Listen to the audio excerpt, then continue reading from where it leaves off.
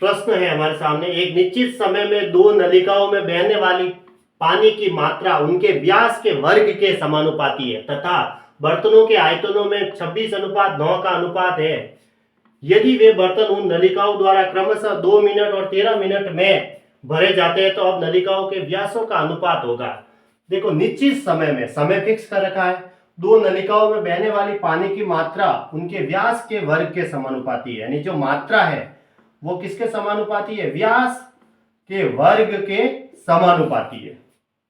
दो नलिकाएं हैं तो फर्स्ट वाली नलिका की जो मात्रा होगी, देखो ये समानुपाती का निशान हटाएंगे तो बराबर में क्या लिखा जाएगा? के, कोई कांस्टेंट वैल्यू लिखी जाएगी।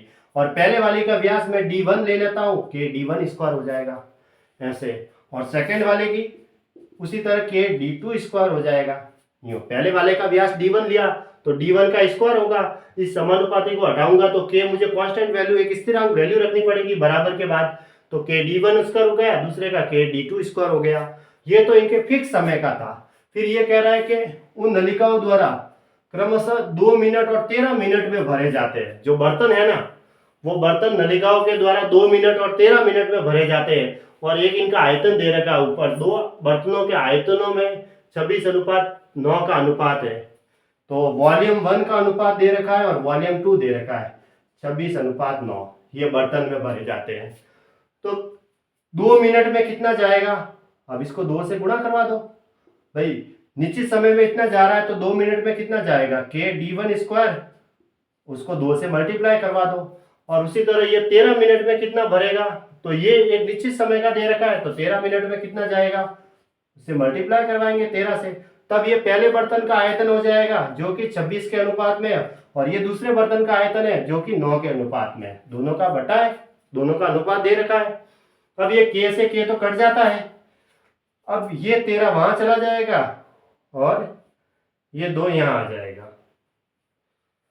तो d1 स्क्वायर बटा d2 स्क्वायर बराबर 26 गुणा 13 बटा 9 मल्टीप्लाई 2। ऐसे हुआ, 2 नीचे आ गया और 13 ऊपर चला गया। 2 से ये कटा तो कितनी बार गया? 13 बार गया, है ना।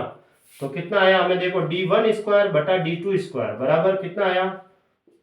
13 मल्टीप्लाई 13 बटा 9। अगर मैं d1 बटा d2 निकालूंगा तो इसका अंडर होगा, तो 13 डबल बार है तो इसका तो एक बार हो जाएगा। 9 का वर्गमूल 3 होता है, तो कितना आ गया? 13:3। ये इसका आंसर हो गया, क्योंकि दोनों नलिकाओं के व्यासों का अनुपात ही निकालना था, d1 और d2 की वैल्यू निकालनी थी, जो कि 13:3 आई। यानी ऑप्शन ए राइट है इसका, है ना।